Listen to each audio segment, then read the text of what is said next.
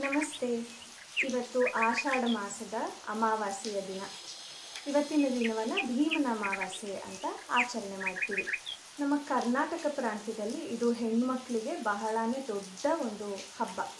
ಮದುವೆ ಆಗದೇ ಇರುವಂತಹ ಹೆಣ್ಮಕ್ಳು ತಮಗೆ ಒಳ್ಳೆ ಗಂಡ ಸಿಕ್ಕಲಿ ಅಂತ ಬೇಡ್ಕೊಂಡು ಜ್ಯೋತಿರ್ಭೀಮೇಶ್ವರ ವ್ರತವನ್ನು ಮಾಡೋದಾದರೆ, ಇನ್ನೊಂದು ಕಡೆ ಮದುವೆ ಆಗಿರುವಂತಹ ಹೆಣ್ಮಕ್ಳು 9 ವರ್ಷಗಳ ಕಾಲ ಈ ಒಂದು ವ್ರತವನ್ನು ಮಾಡಿ ತಮ್ಮ ಸೌಮಂಗಲ್ಯಕ್ಕೋಸ್ಕರ ಮತ್ತು ತಮ್ಮ ಗಂಡನ ದೀರ್ಘಾಯುಷ್ಯಕ್ಕೋಸ್ಕರ ಶಿವ ಪಾರ್ವತಿಯಲ್ಲಿ ಪ್ರಾರ್ಥನೆ ಮಾಡೋದು ವ್ರತದ ಒಂದು ಭಾಗ.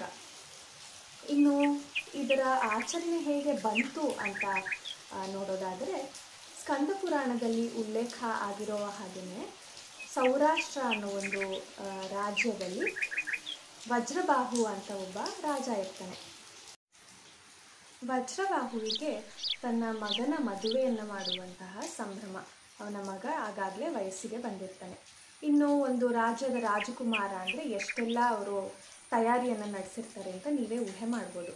ಇನ್ನೇನು ಮದುವೆ ಮಾಡಬೇಕು ಅನ್ನೋಷ್ಟರಲ್ಲಿ ಈ ರಾಜ್ಕುಮಾರ ಅಕಾಲಿಕವಾಗಿ ಮರಣ ಹೊಂದುತ್ತಾನೆ. ರಾಜ ಇದರಿಂದ ತುಂಬಾ ಕುಗ್ಗಿ ಹೋಗ್ತಾನೆ. ಆದರೆ ಅವನಿಗೆ ಮನಸ್ಸಿಗೆ ಗೋಚರ ಆಗೋದೇನು ಅಂದರೆ, ಹೇಗಾದರೂ ಮಾಡಿ ನಾನು ನನ್ನ ರಾಜ್ಕುಮಾರನ ಮದುವೆಯನ್ನು ನೆರವೇರಿಸಲೇಬೇಕು, ಅದು ಅವನ ಪಾರ್ಥಿವ ಶರೀರಕ್ಕಾದರೂ ಸರಿ ಅಂತ.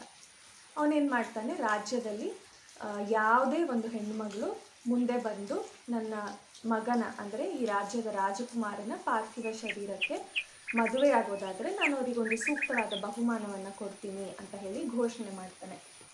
ರಾಜ್ಯದಲ್ಲಿ ಎಲ್ಲರೂ ರಾಜನಿಗೆ ಏನಾಗಿದೆ, ಹುಚ್ಚು ಹಿಡ್ತಿದ್ಯಾ ಅಂತೆಲ್ಲ ಮಾತಾಡ್ಕೊಳ್ಳಿಕ್ಕೆ ಶುರು ಮಾಡ್ತಾರೆ. ಆದರೆ ಒಂದು ಬಡ ಬ್ರಾಹ್ಮಣ ಕುಟುಂಬದ ಹೆಣ್ಮಗಳು ನಾನು ಮದುವೆ ಆಗ್ತೀನಿ ಅಂತ ಹೇಳಿ ಮುಂದೆ ಬರ್ತಾಳೆ. ಇನ್ನು ಈ ಮದುವೆ ಭಾಗೀರಥಿ ನದಿಯ ತೀರದಲ್ಲಿ ಆಷಾಢ ಮಾಸದ ಅಮಾವಾಸ್ಯೆಯಂದೇ ನೆರವೇರುತ್ತೆ. ಇನ್ನು ಮದುವೆ ಆದ ನಂತರ ಬಹಳ ಧಾರಾಕಾರವಾಗಿ ಮಳೆ ಸುರಿಯುತ್ತೆ.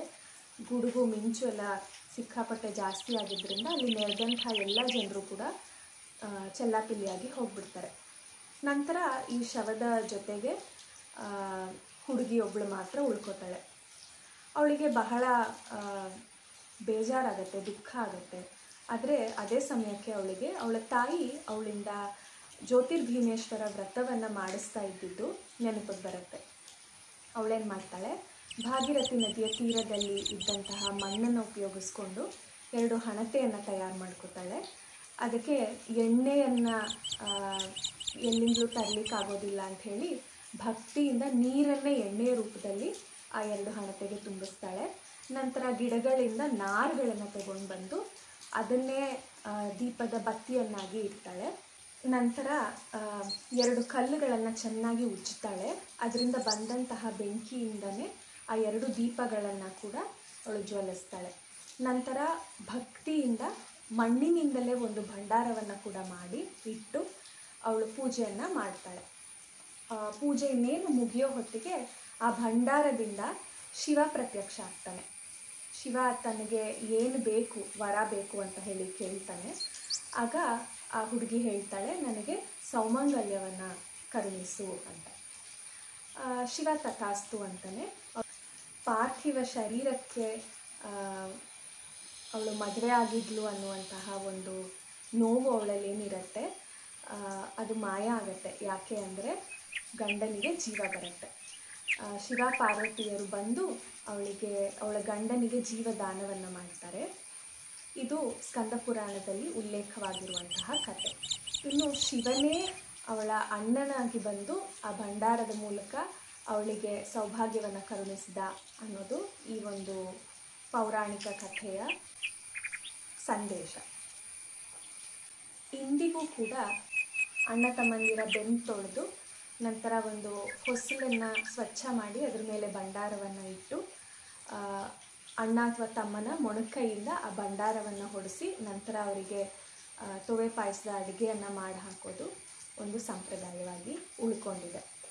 ಇನ್ನು ಜ್ಯೋತಿರ್ಭೀಮೇಶ್ವರ ವ್ರತವನ್ನು ಆಚರಣೆ ಮಾಡೋದು ಹೇಗೆ ಅಂತ ಕೇಳೋದಾದರೆ, ಮದುವೆ ಆಗಿರುವಂತಹ ಹೆಣ್ಣುಮಕ್ಕಳು 9 ವರ್ಷಗಳ ಕಾಲ ಈ ವ್ರತವನ್ನು ಆಚರಣೆ ಮಾಡ್ತಾರೆ. ಇನ್ನು ಮದುವೆ ಆಗದೇ ಇರೋ ಹೆಣ್ಮಕ್ಳು ತಮಗೆ ಒಳ್ಳೆಯ ಗಂಡ ಸಿಕ್ಕಲಿ ಅನ್ನೋದಕ್ಕೋಸ್ಕರ ಮತ್ತು ಅವರ ಅಣ್ಣ ತಮ್ಮಂದಿರ ಶ್ರೇಯಸ್ಸಿಗೋಸ್ಕರ ಈ ಒಂದು ವ್ರತವನ್ನು ಆಚರಣೆ ಮಾಡ್ತಾರೆ. ಇದಾಗಿತ್ತು ಜ್ಯೋತಿರ್ಭೀಮೇಶ್ವರ ವ್ರತದ ಹಾಗೂ ಭೀಮನ ಅಮಾವಾಸ್ಯೆ ಹಬ್ಬದ ಒಂದು ಸಂಕ್ಷಿಪ್ತವಾದ ಪರಿಚಯ. ನಿಮಗೆ ಇಷ್ಟ ಆಗಿತ್ತು ಅಂದರೆ ಈ ವಿಡಿಯೋವನ್ನು ಲೈಕ್ ಮಾಡಿ ಹಾಗೂ ನಮ್ಮ ಸೋಲ್ಫುಲ್ ಜರ್ನಿ ಚಾನೆಲ್ಗೆ ಸಬ್ಸ್ಕ್ರೈಬ್ ಮಾಡಿಕೊಳ್ಳಿ. ನಮಸ್ತೆ.